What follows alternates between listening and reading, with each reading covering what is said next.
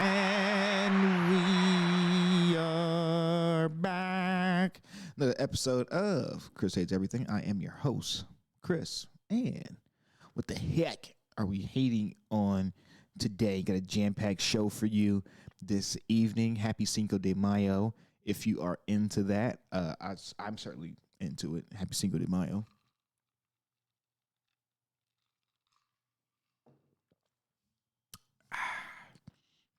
Pause. She was delicious. There's a lot of stuff we got to get to, right? It looked like Kendrick has pulled ahead in this battle, and that's really the only thing that's been going on this week as far as like social media is concerned.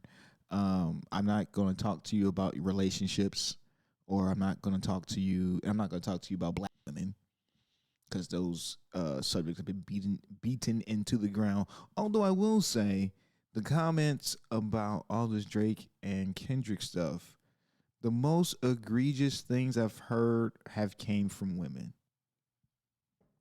I don't know. It's interesting to see the cancellation of DJ Vlad in real time. Everybody's blocking him. As you can see, everybody is cutting that nigga's head off and throwing it in the middle of the street in unison. Super black power. I wonder how many people are going to vote when it comes time to really exercise your power. But that's another question, another conversation for a different day. Oh my goodness. But first, check this fucking doof out right here. I, for the life of me, cannot get into grown-ass men playing video games. I'm going to be very honest with y'all. I am 40 years old.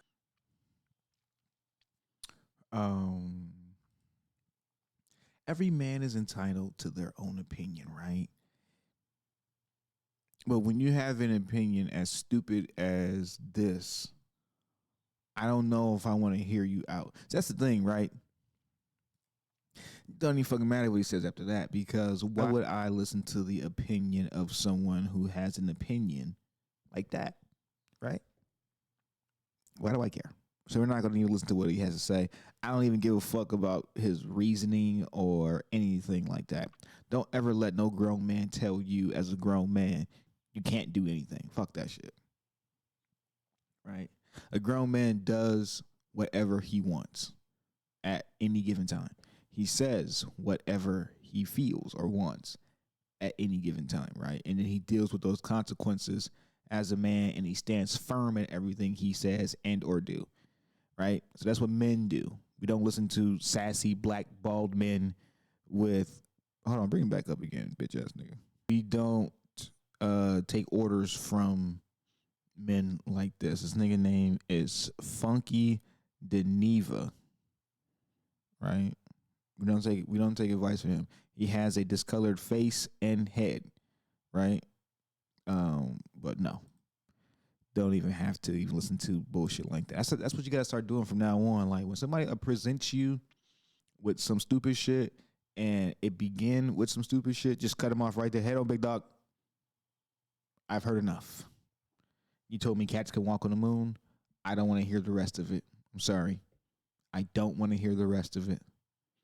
You invented a new way to drive a car with your feet. You know what? I don't even want to hear it. I don't want to hear nothing about that shit. I don't want to hear I don't want to hear nothing. I don't want to hear none of that shit. So you just gotta just move away from shit like that. Fuck that black ball. What else do we got? Yo, this nigga, right? I'm sorry. I don't mean to call her. I don't mean to call a young woman a nigga, right? But just look. Just look. I hate when they do that. When they don't do it how I wanted to do it. Ain't nobody gonna see you, Otis. That's why it was a hard line to me in that Temptation movie and shit. A nigga said anybody couldn't see you, Otis. Like, nigga, I'm part of the group too. Nigga, what the fuck you mean? They're not coming to see me too? No? Not me? No, nigga, they wasn't. I'm sorry. But we coming to see this though. Pay attention. Just Fantasia. Badass. Chocolate wonder kind.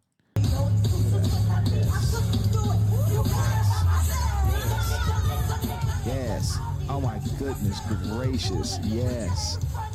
Yes. Oh. Oh. Okay. All right. I'm about to have a fucking heart attack. Look at that. That's how a grown woman stands. She got the assless chaps on.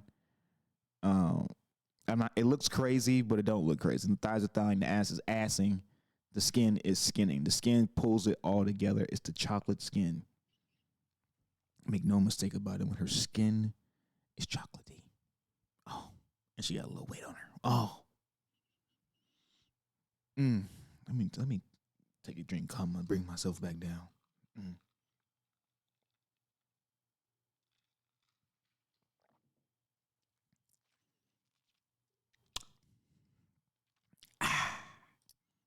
What else do we?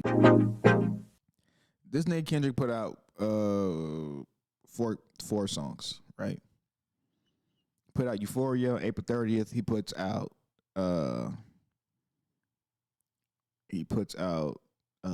what is that shit? 916 in LA. That doesn't have official release, probably because of the sample, but he puts that out shortly after. He then puts out Meet the Grams May 3rd.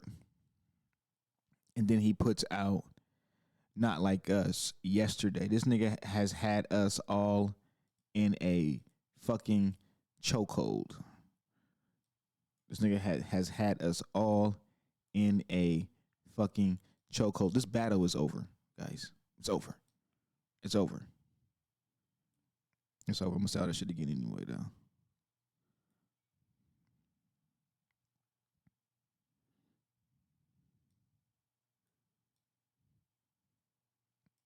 So yeah, as you can see, Kendrick has 3 tracks on his Twitter page right now. Euphoria, Meet the Grams, and Not Like Us. He's actually released 4. There's a 4th one, 616 in LA. But that is not an official release from him. It's more like a leak, and that's probably the second best song out of the 4 that he has released. As you may have guessed, I am Team Kendrick, and I've always been Team Kendrick. This is great. This is great music. Great music, right? He covered a lot of ground with these 4 songs because it united all of us and shit. If you like boom bap type shit, 616 in LA is your shit. That's what you like. If you like the more current shit, he got Euphoria. And then if you like real West Coast hip hop, he got Not Like Us. If you want a story type letter to specific people type track, introspective track, he has Meet the Grams. So he's covered a lot of bases in a short amount of time. And they say he has more left. I think he has a whole album of diss tracks towards Drake. So whenever Drake puts something else out, something else is coming. So I give Kendrick the W. I'm not really interested in anything else from anybody else right now. I don't want to hear anything else. But I'll be listening anyway. If Drake drops something else, he's probably going to drop something else. They keep talking about this red button shit, but Drake already told us the nigga beat his wife. So which is what apparently Kendrick said on his last album too. So I don't know what more can you say. It didn't feel like he had a lot because Family Matters is really good. It's just not all directed at Kendrick. But Drake has a lot of ops right now. And I want to know, why is that?